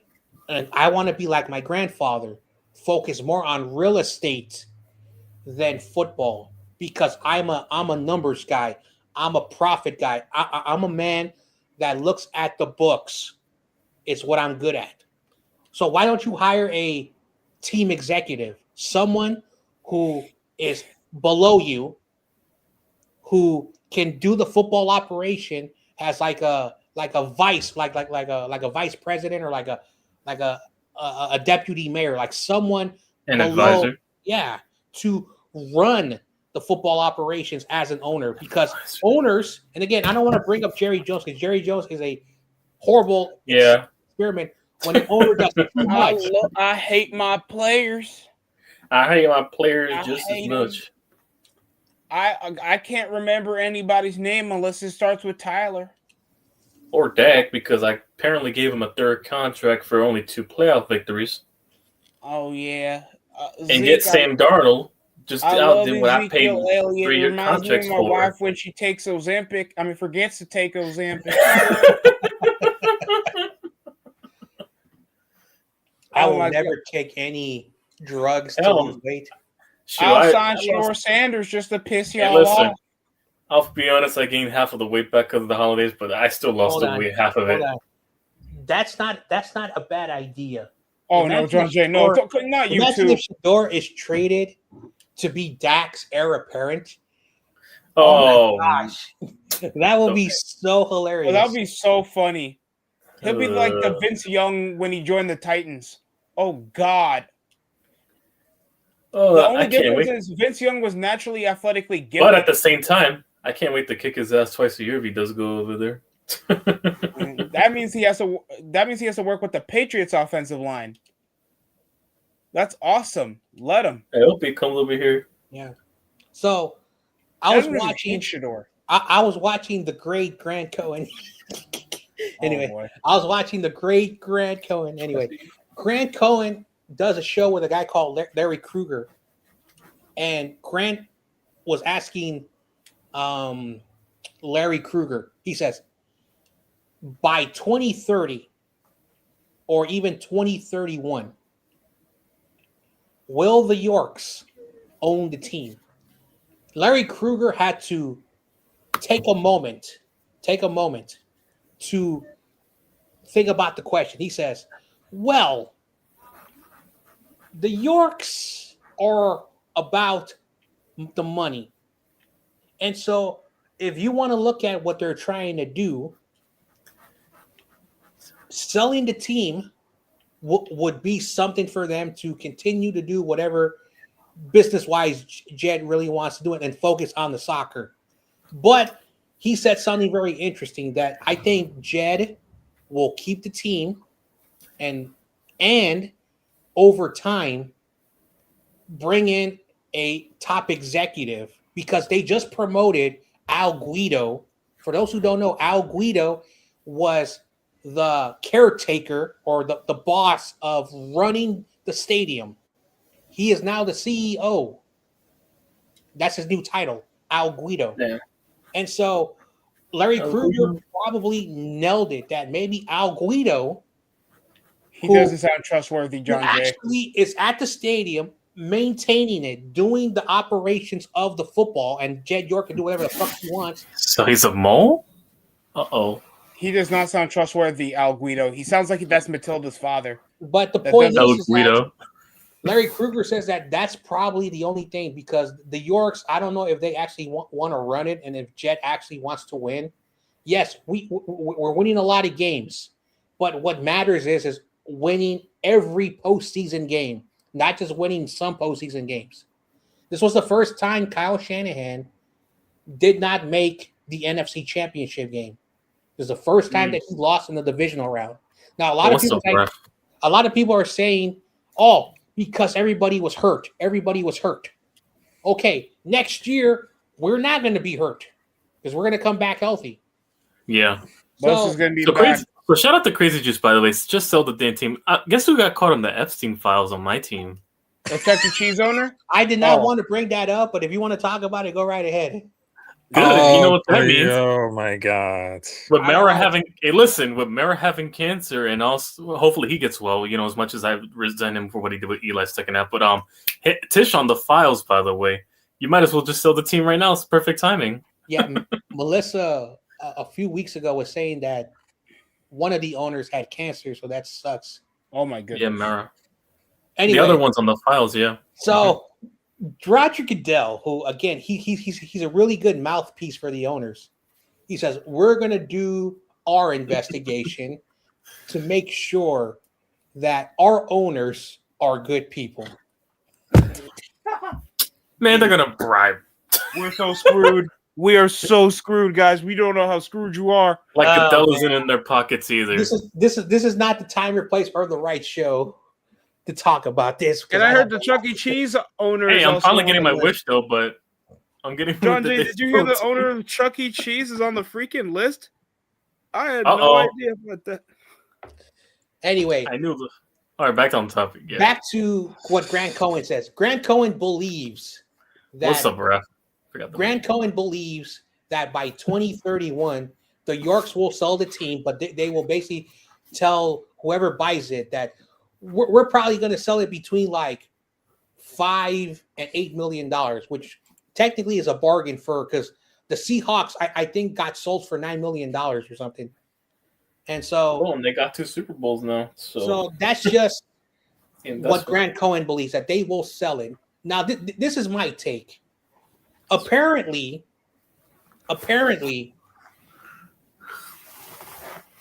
I did not know this. The Lakers owner. Now I don't know if they have a new owner or if they still got the daughter of Bus. No, they sold the team. Okay, so the new Lakers owner says we will put a bid for the 49ers because they want to expand their portfolio. I want to see what these new owners do in Los Angeles before because if the Lakers start winning titles with these new owners, yeah, buy the Niners. But if they're just owners there just to have the Laker brand on their portfolio, hell no. Hell the hell no. I believe the right owner is the one with the Warriors because he turned that garbage organization, and I can say that because I'm a Warriors fan, and we won 4 titles. So if they can do that with the Warriors, imagine what they can do with the 49ers. But at the end of the day, anyone at this point who wants to win Super Bowls, because look at Robert Kraft. They made it to the Super Bowl without a Tom Brady, Bill Belichick. Mm-hmm. Non-Hall of Famer Bill Belichick. Remember that, kids. All they needed was Mike Vrabel and straight me being for regular season. Mike Vrabel and a lot of snow. They needed Mike Vrabel and a lot of snow. And the luck and the easiest schedule in NFL history. Mm-hmm. Well, thank God our schedule's easier next year. What's up, Raph? Long time no see. Yeah, long time no see. And did you finish to speak? Because right now I'm going to speak for a little bit. Yeah, go ahead. My bad. Go ahead, Raph.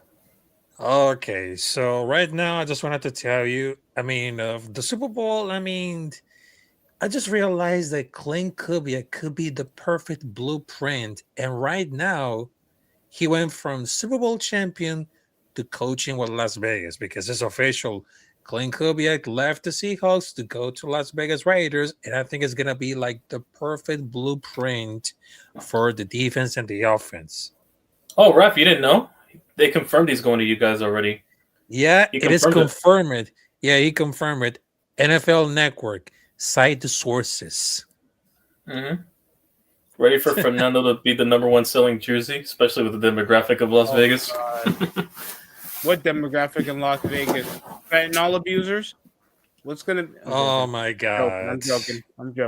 I know it's poor taste, but I'm sure Mendoza can do a whirlwind. But you know how quarterbacks got to get it around like the rookie season. Just the last name alone, Mendoza, but yeah, we'll see. Yeah, but think he'll play for the Padres. Yeah, we've been seeing like it really enough. But to be honest, right now, I mean, between for like the game, I think there is a lot of Patriot fans who's been crying, bitching, and moaning because everybody thought the Patriots could win the Super Bowl because they have the Mike Vrabel, Drake May, but it seems like the defense and the offense doesn't really. They didn't have their offense was suspicious. Look at the receiving core. Look at the receiving core in New England by comparison to the ones they have in Seattle. Compared to JSN and Cooper Kupp, it's not close. 2 all-pro receivers with a decent. The only thing the Patriots had going for them was a sub-average tight end rotation with no running game. Ramondre Stevenson is like a sub-average, at least 4 yard for an RB2. carry. Where was Trayvon Henderson? More importantly, the rookie back. Was he hurt? I think he was, but still, he would have. Yeah, either way, they had a solid rotation. I thought their run game wouldn't have improved. What was Henderson's longest carry? 10 yards. No, but he wasn't. I mean, he's likely going to be the lead back next year. But yeah, he would think he was hurt. And just look at some of the catches. Missed catch coming from Stephon Diggs. Who was the top receiver of tonight? Who? Mac Hollins. Fucking Mac Hollins. Mac Hollins. Dolphins legend Mac Hollins. Yeah. It was just either gambling reads, too much hero ball coming from a young quarterback. They gave too much trust to. I mean, it's also inexperience from that also plays in the factor with I'm gonna give Mac Jones his sorry, not Mac Jones, sorry. Drake May his grace. A young player making it this far. Yeah, he's very young. He still has a long way to go. I mean, getting to the Super Bowl is an accomplishment itself. So we'll see how he does moving forward for his young career. But yeah, look at CJ Stroud. He does less with more talent. And Stroud's inconsistent though, but at the same time, but yeah, ready defense like the Texans. The Texans have a defense for the Super Bowl just as good as, in my opinion, Seattle. They just need an offense that's more consistent and. The quarterback, being this inconsistent, can only get up the stuff so far. Yeah, it is. It is right. That's the thing with Stroud. But the Patriots want to make it back here next year. That I feel like they can. They need to see what they can develop into their receiving core for next. They need to get more receiver. Yeah, exactly. Draft the receiver, get free agency, and develop as many guys as you can. They don't have a type A receiver, for being honest. They don't have the route tech that can just strike fear into the defensive coordinators. You could just open up because if one receiver gets open, that you're getting the ball, the other receivers benefit because they're getting less attention and they're getting double coverage on them. So yeah, and you have that one guy. At the secondary, look at Witherspoon. It was a zone blitzing that punished every time they're trying to press over to the read. They had nobody athletic to catch the football, and they were just relying too much on the reads for receivers that weren't good enough until the final third when the Seahawks were just getting so lax in the second half. Mm-hmm. And until then, it was the pass rush of the Seahawks that played so well. So I want to ask a question. You guys, shout out to Giants legend. I got a question for everybody. When people say CJ Stroud as like his skills are not what they're supposed to be, the numbers tell a different story. Now, the numbers are just an indication because he has a 40+ touchdown interception rate, which is pretty good for a quarterback. So if it's not that, his passing percentage from rookie year has gone up. What has made him inconsistency? Just the play on the field? Or what is the problem? Because every year he's been the quarterback, they've been in the playoffs. Now, the last game he played against New England, he was ass. I will say that. So I just want to get people's like thoughts about that. He was turning the ball over as much too. It's those takeaways and it's those reads in the final moments of John Jay. Because whenever we bring it up, it's always the analytics that try to push over, paint a picture. It's like the same thing with Cam Thomas. People say he's like a good 20% scorer, but the way he gets the points and he can't do anything else, it ruins the momentum of how the team operates. So he'll get 3 touchdowns, but then he'll go 3 and out over his next 3 drives and waste possession that could have been used for something else. Yeah, because that doesn't dictate that CJ Stroud is a bad player. But it does dictate whenever it's a very important drive. His IQ doesn't really dictate the game. Okay. Yeah, for the case of CJ Stroud, I mean, I know he's young with a lot of potential. It seems like he struggled with the confidence of his play. Also, he showed flashes of real talent, but he's very inconsistent because I know that the main problem is inconsistency because he was never being like the same. I mean, I know he understands that he did a good job here, but he needs to stop taking those hits. I mean, he needs to learn from mistakes and everything is God is already him because he's going to be like a hell of a play in that league. But I was really concerned about the rush. He was not there, petrified because he looks very traumatized. I know he's talented, but I think between 2 years behind the own line has been shaking his time and the confidence. So that's his main problem. I mean, I know he's definitely notable, but you can blame the online because he could have been like a hell of a starter. But the issue was the online that wasn't paying really serious. I agree with the offensive line thing, yeah, for sure. And also, I think it was also a bad scheme. They didn't know how to use their number 1 receiver. I know because they're trying to push these routes over the corner, and then when you see Stroud, he has to second guess himself. I know because Stroud's career in the postseason, he has played 6 games. He's 500. He's 3-3. The turnovers in the postseason, basically, he has a minus in interceptions and fumbles combined. He has a negative 6-13 when it comes to turn over the ball, and he has an 8-2 losing the ball. So the problem is that when he's in the postseason, he basically stalls because when I'm looking at his numbers, 62 touchdowns, 25 interceptions, I think any quarterback who has those numbers, they're protecting the ball. Now he has been sacked 113 times in 3 years. So what you guys are basically saying is that if he had a better offensive line and he was still playing the way he is, then he's ass. But because the offensive line is not protecting him, he's making a lot of bonehead decisions. So all right, so now I understand the point of view that you're giving me. But as long as D'Amico is his coach, all of his the defense will give him opportunities. So that's a really good thing. Like again, you don't need a quarterback. We just saw it today. Sam Darnold. Listen, Sam Darnold has the same amount of rings as Aaron Rodgers. Let's point that out. Hey, darkness. Also, I was gonna mention.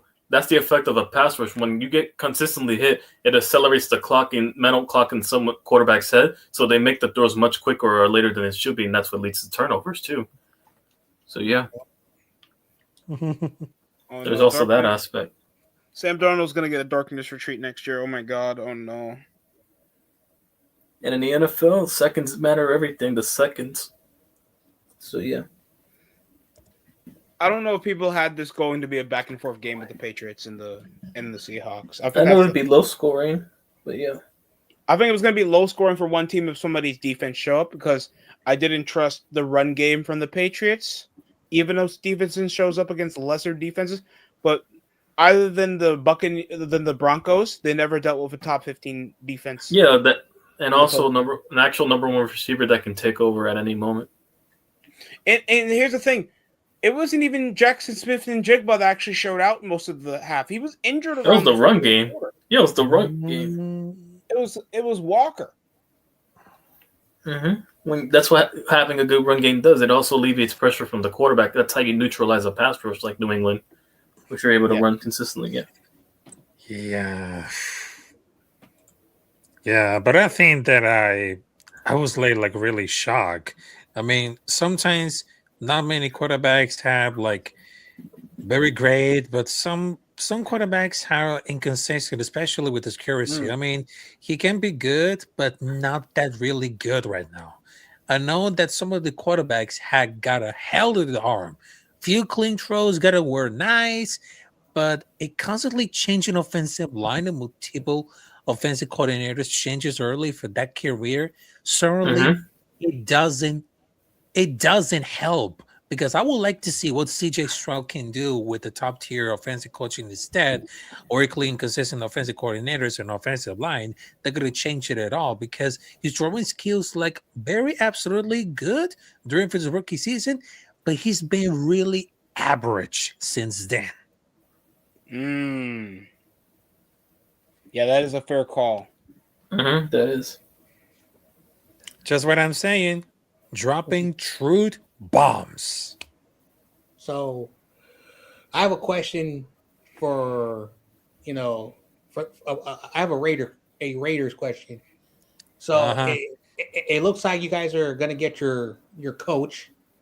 Yeah. And Mendoza looks like the first overall pick. What are you hoping to see? Because and I'm biased because I'm a 49er fan and the Raiders were our Bay Area rivals. Like, what do you hope from Kubiak about changing the culture? Because, like, to be completely honest, I know stuff about the Raiders because, like, for whatever the reason, like, even when you guys try to get better, you guys are always bad for some reason. So, do you think he can change the culture, or do you guys are in this weird cycle of, just never, you guys are never good for some reason? Like, I just want to know: do you think that you finally have the guy? Yes, but I'm not trying to be like really cocky, and I'm very glad that you asked me that question because that's what all the hear about this right now. Because I'm just ready for it. Because our expectations is not gonna be like something like really higher or lower. It's gonna be like really equal. Because that's what you get it from. Because I know it's gonna be like a brand new era, but we're not gonna give like the curse for everything. We had to be really patient with the process. And I truly believe our future is very bright. I get it, but he's gonna enjoy the moment. Let the man enjoy the moment. He just won a championship because they don't have to put a try some highlight of the line because I know this is gonna be it. But this is gonna be like the first time that we're not divided about like the new coach. It seems like everybody, or at least the vast majority, I mean, we have one less thing to argue about because after we just saw for Pete Carroll between for the last season, it was like the perfect time to see cleaning up the house, getting fired, getting ready for the old coaches, and to go for like the coaches for the quarterback coach, the wide receiver coach, of the nepotism of Pete Carroll between Brandon and something like that. But we had to do something. I know there are expectations. It's not going to be really higher, lower, but it's going to be like really equal. Because one thing that we really sure is because it's going to make us great. Not being cursed, but also thinking about it. It's all about like the discipline and just hope everybody else. I know we're not going to be really cocky to do it about this, but I think that all the people, if Fernando Mendoza could have drafted for Las Vegas Raiders, I think everyone is going to be fascinating about the athleticism. But people are forgetting who's going to be like a great pocket passer with high intelligence. But I can see it. What do you think would be the pros and cons? I mean, other than his athleticism, what do you think would be a hindrance? Because we know there's always a flaw when it comes to rookies starting off with hot seasons. We've seen that with certain NFL quarterbacks that do have like good rookie seasons. What do you think would be like the Achilles heel of it? That's very good because I know that he knows exactly what the biggest issues are. I mean, the footwork needs some rest. They need some work, just like more hip movement and less arm. It is getting through race fast and throwing with more anticipation. And there's one issue that I was worried about it, which is being pocket field is stepping out right in there, bailing too early. I mean, he's not very self-aware, just like a good trade for someone who's worked very hard, but there's like a reason because he has the real passion and talent to be the guy to run this, because they didn't realize that he lost the mental game. Give it a look at a film study and make it prove it, and we've been seeing about it, because I know this is gonna be like shouting out loud, but I think it's gonna be like a really fascinating, because what he believes to will continue to get better as an individual. I mean, he can continue to improve it year after year after year, because that's his attitude, that's his passion for inside. Me, I would just take it approaching like. Sorry.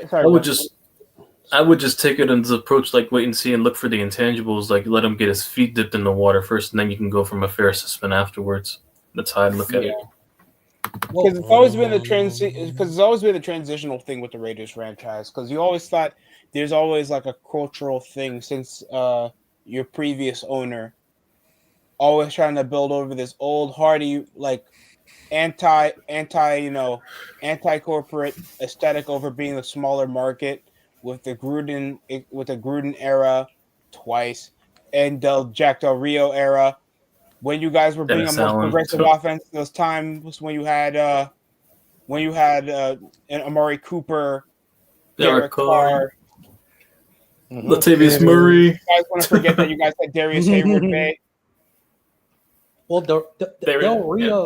Del Rio actually fixed the Raiders. He's not a bad DC. But in Davis' dumb son, we got to get John Gruden. We got to get John Gruden. And also Del Rio, for a lot of people, he's from the East Bay. So he's very connected with the team. But at the same time, when they announced that they were going to go to Las Vegas, we need to bring John Gruden to transition, sell and then promote that new stadium. Personally, if you would have kept Del Rio, kept that East Bay, and again, I lived in the East Bay, it's very exactly. It's more like, okay, I'm not trying to bash the SF area next to the Pacific Ocean. The East Bay is where blue collar, Bay Areans still live, because again, it's not for the faint of heart to live in that area. So they got that blue collar. That's where Green Day is from. The guy who performed before the Super Bowl. Those are the SF, peoples. Those are the Bay Area peoples. Del Rio should have stayed there because he was building something. But unfortunately, and this is the problem why I criticize the Raiders, why I talk some smack about them. Dude, when you have something good going on, don't F it up. But they always do. Okay? Anyway. Is it like that thing where like they try to aim too high for the sun and try to keep it that way? Exactly. Also, or they get caught in the moment and get too greedy. I'm going to say something that everyone's going to make fun of me. But the Raiders being good is good for the NFL, because a lot of people forget they were like right behind the Steelers before the Patriots and all these teams in the AFC. It was Steelers, Raiders, Steelers. That was just like the 49ers and Cowboys. Having the Cowboys and the Niners really good for the NFC. It really does help out, because that rivalry, is a cultural thing. The Texas and California, having the outlaw Raiders and the Steelers, like those John Madden teams and those Chuck Noll teams, they helped the AFC. Just remember that before the Patriots and before all the other AFC teams. Yeah, those old Iron Curtain teams. That's the only thing I'm going to say about the Raiders that is positive. Like, when they're good, they're good. And again, there are teams that are good for the NFL, and I hope one day the Giants are back in their winning ways. I hope. Well, we'll see what Harbaugh does. So, yeah. It really can't be any worse at this point. I would have loved if the Dolphins were more competitive. Dolphins used to be a fun team to watch. They used to be one of the more dynamic teams in the NFL. Yeah. And also, I just wanted to tell you now, before I leave right now, I'm very glad that you just make like a positive comment. All right. So I understand that you're a 49ers fan.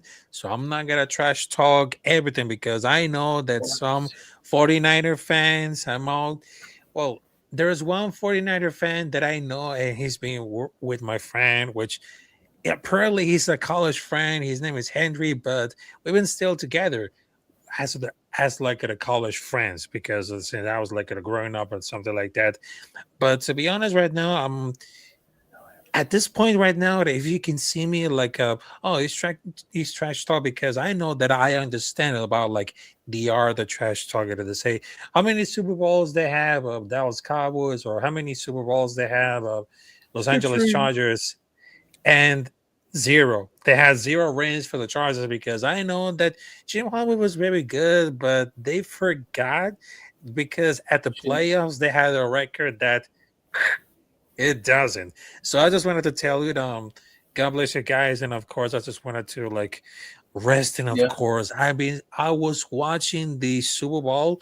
That was like very interesting, but the halftime was like chef kiss.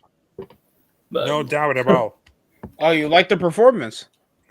Yeah, that was just like my rock bias always the Green Day, but yeah, I understand the message for Bad Bunny. Yeah, but also I just wanted to tell you one last thing. United we stand, divided we fall. Salute you guys. We rise as one. The unknown. So I thought we were doing a Nexus thing. At least he's not a Man United fan. I'm so glad. Or a Liverpool fan. I don't know. I had some feeling that he was into Italian teams. Thank God. Oh, man. Well, football season's over. McNiner is starting his draft series. So if anybody wants to participate, I think McNiner is doing like 10 Saturdays. I can't wait for basketball. I can't wait to focus more on basketball. I got to do my first mock draft. Now that the NFL is over, I can just do my first mock draft this week. Anyway, I was planning on streaming the Super Bowl on my Kick account. I said, you know what? I was at a party. For the time being, I have extra time, but I am not streaming on YouTube. The only thing I will be doing on YouTube is like when I'm somewhere, like an important fan thing, like an important fan thing, like the Super Bowl. But I'm gonna have some time. Hopefully, I am not streaming for like several months because I want to go back to work because my job contract ended last week, and so for the first time since early November, I am not working, and I don't like it. Mm-hmm. I understand. I don't have an idle hands and bills. Yeah. I was gonna actually do a Monday Night Raw stream again around this. It's already midnight, so I'm gonna say this tonight, or just go over a different show. I can cover more basketball thanks the NFL's over. Yeah, probably the playoffs I might pop by, but which will be in April, I think. So, but that's in a while. Yeah, probably just. But yeah. Too bad I'm not a Miami Heat fan. YTC. Most I'll do is probably a monthly hang on after that. Just focus on the quality than quantity. So yeah. Oh, you won't be doing WrestleMania? No, I retired from doing that off-season stuff and also pay-per-views. Well, we could have been making A-Rab money, YTC. You making A-Rab money? Do you have A-Rab money to pay bills? No, A-Rab money ain't paying. I wish. It would have been untaxed. Mm-hmm. Yeah. Everybody's there for whatever the hell his name was I saw at the Royal Rumble. Hell, I've been walking a lot to compensate because I can't play basketball in my backyard because of the snow. So that's what I've been mostly doing outside. Yeah. Oh yeah, I gotta walk to burn out this Super Bowl pizza and stuff. like going like 2 hours. I go on like 6 to 8 mile walks in under 2:30 hours. Like 2 hours or 2:30, something like that. Yeah, that's for. I try to get to If you could ever invest in a treadmill, I would put it over an elevation. That's how it works. You burn out a lot of calories that way because of the elevation. Makes your legs grab that. I mean, it's a temporary thing for now until the basketball court melts, like the snow part, so I can get back to hooping back. Well, I was having a conversation, my previous employer. That's all I'm going to say about that. And there was a employee who was not a teacher, but worked at like they were like in like a and like these are weird how schools are today. This is a Richie private school. They're part of an essential department, meaning that they're not teachers, and they do like non-teaching work at the school, and they're not janitors, they're not nurses. They're sort of like after school people to explain the best way, even though they don't do stuff like that. But the point is, there was two workers, a female employee and a male employee, and they're talking about working out. And I said, do you always remind me when you have to walk up to the third floor because there's no elevators? It's still an old building that you have to walk up 3 flights of stairs. And by the time you get to the top, your body's sore. You're out of breath. Walking up and down stairs burns more fat and burns more calories than being on a treadmill. Try walking up like a bunch of stairs. Like if you know a building that has like 10 flights of stairs or 15 flights of stairs, I know there's probably a lot of tall buildings that people go in there. You will hate it.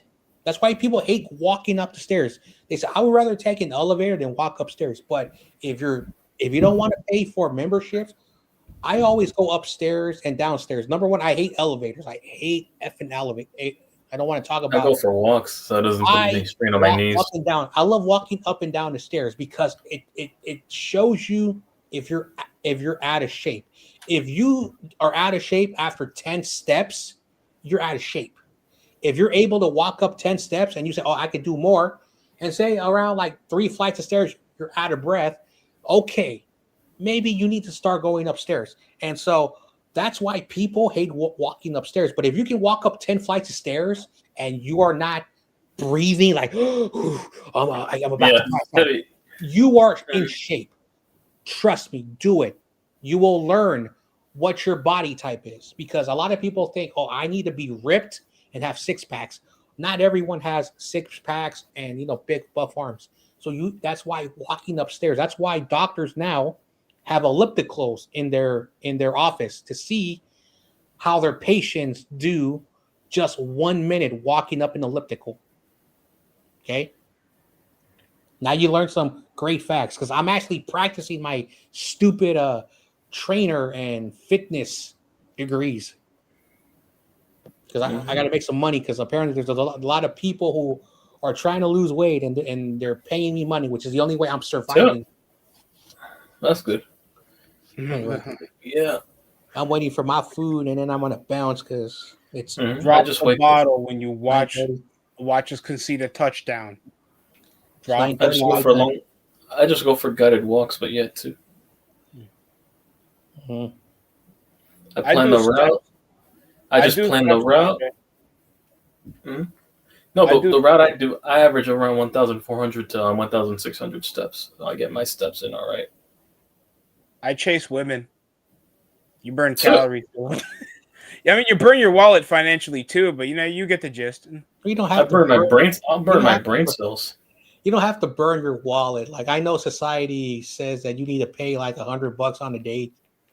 There are great places. Now, again, maybe the East Coast, the women are more like out there, but out here, like, I don't ever have a problem with that. The right woman won't even value the money. The right woman will look for the character. I mean, John Jay, imagine you tell your woman that, hey, you want to go to MetLife Stadium to watch the Jets play, no. And then she asks if you love her, and then you're an emotional. Why would you even contemplate that? Well, if you think do of get that, no. if you do get the Niners games, there are women in the stadium. Married women or women on dates. Again, maybe out here, like people say, like we're so mellow, we're more relaxed out here. We're not as like we. I'm not saying LA is the same as Northern California, but Northern California has a when people come over here, it's more like chilled, more relaxed environment, slow pace. People are not like out 3-4 in the morning. Many things do close early. Now there are some places that are open late, but we're not like Northern California is not known for being a 24-hour hub, even though that private investors and these tech companies are trying to change the Bay Area to be more like the East Coast, 24/7, which doesn't work out here. Also, it's cold. Even though we don't get snow, it's cold. And even like in the summertime, like June, July, and August, it's always foggy and always cold in the summertime. So we're not meant to be out in the early hours of the morning in the fog and the cold. And of course it rains, but when it rains like snowballs. Like the water, Hell. the water is not like little dots. It's like baseball water, like hitting your face. Hell. Yeah, the hell. It's crazy. So that's why, so like we're very relaxed. Oh, what's up, Tiro? Oh, long time no see. What's going on, Tiro? I know it was a painful watch, but yeah, it happened. Leave the memories alone. Well, I was in that position last year, but yeah. Hey, look at the upside. At least you didn't see your team went scoreless for 3 quarters. So, at least the Cardinals put up a fight. But at the same time, I'm not pissed. We still got more rings. 6 rings. 6 rings. So I want to make sure I'm correct. So the Seahawks, their first Super Bowl, they lost to the Steelers.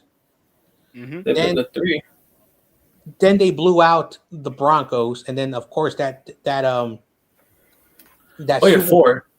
Yeah, 4. They did the 4. That Super Bowl where Malcolm Butler. Malcolm Butler.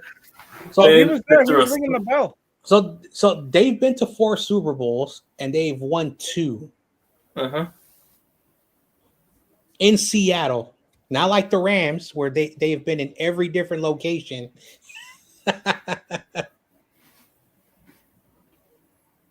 Mm-hmm. Oh yeah, it's St. Louis and in LA, yeah.